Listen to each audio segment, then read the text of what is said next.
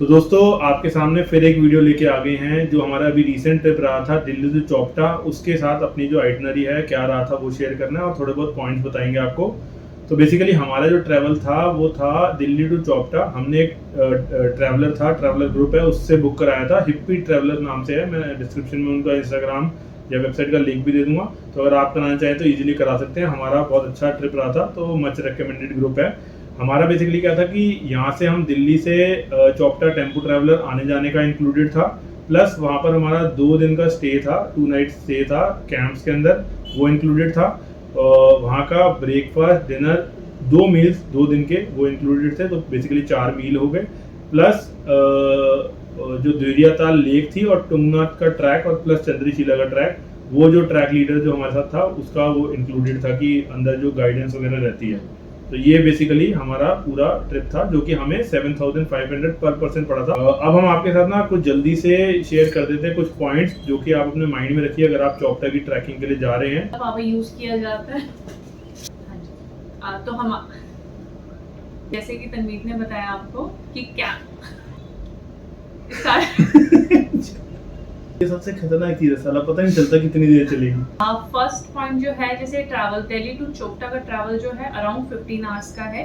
थोड़ा सा long journey है, इसलिए अगर किसी को सिकनेस मोशन सिकनेस वगैरह प्रॉब्लम होती है तो please carry some medicines according to your health.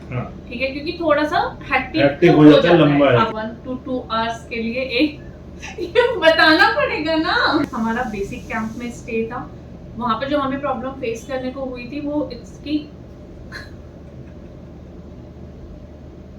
आप सही बोल रही थी। तू जो बोल, तू मैं समझ गया, तू बोल। नेक्स्ट पॉइंट जो है हमारा स्टे से रिलेटेड है। हमारा वहाँ पर कैंप स्टे था, वहाँ पर आपको इलेक्ट्रिसिटी नहीं मिलेगी और दूसरी चीज वहाँ पर आपको नेटवर्क भी नहीं मिलता है वहाँ पर। और जो वॉशरूम कंडीशन है बहुत बेसिक कंडीशन में आपको वॉशरूम्स मिलेंगे वहाँ पर, लाइक वॉश बेसिन वगैरह आपको कुछ भी फैसिलिटीज नहीं मिलती है, मिरर्स वगैरह फैसिलिटी नहीं मिलेगी। एक और बात है कि आप अपने साथ पावर बैंक कैरी करिए, क्योंकि वहाँ पर चार्जिंग पॉइंट होते हैं बट वो सोलर के थ्रू होते हैं और वो कॉमन एरिया में होता है। तो थर्ड पॉइंट हमारा रिलेटेड टू है ट्रैक के, जो कि तुंगनाथ का ट्रैक है। ये टोटल ट्रैक जो है वो 6 किलोमीटर का है। 5 किलोमीटर आपको लगते हैं नीचे से तुंगनाथ टेम्पल तक पहुंचने में, जो कि वर्ल्ड हाईएस्ट शिवा टेम्पल है।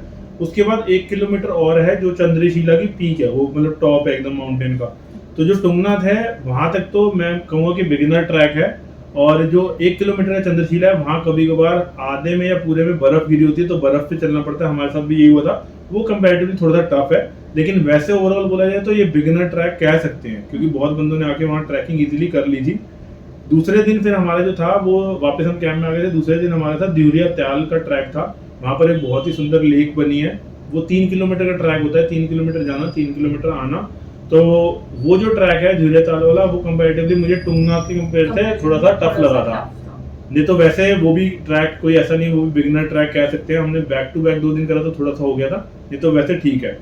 अब तीसरी चीज जो है कि अगर आप ट्रैक से रिलेटेड कह रहे हैं तो क्या क्या चीजें बंदे सोचते हैं कि कैरी करनी चाहिए। मैं कहता हूँ कि मैंने पढ़ा था ऊपर बहुत चीजें लिखी होती है, लेकिन आप मेरे हिसाब से अगर माने तो एक जैकेट आपके लिए इनफ है, वो भी लाइट जैकेट रखिएगा।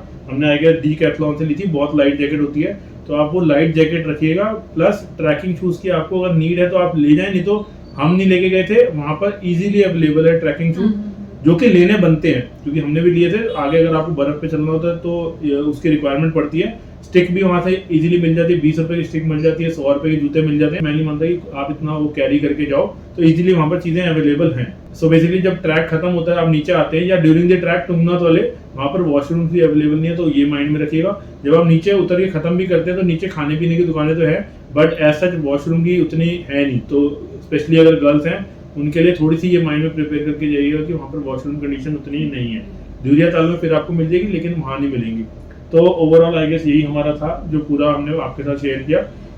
इसके अलावा भी अगर आपको कुछ हो, आपको लग रहा है कि कुछ पूछना है, तो आप पूछ सकते हो कमेंट वगैरह में।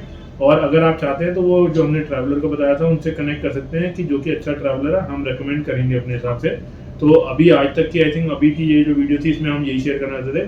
तो प्लीज़ लाइक कीजिएगा हमारी वीडियो को, कमेंट करिएगा अगर कुछ पूछना हो, और शेयर करिएगा अपने दोस्तों के साथ जो तुंगनाथ का या चोपटा का ट्रैक जो है वो प्लान कर रहे हैं। दोस्तों अगली बार आपको फिर नेक्स्ट किसी वीडियो में मिलते हैं, तब तक के लिए मीजो की तरफ से बाय बाय।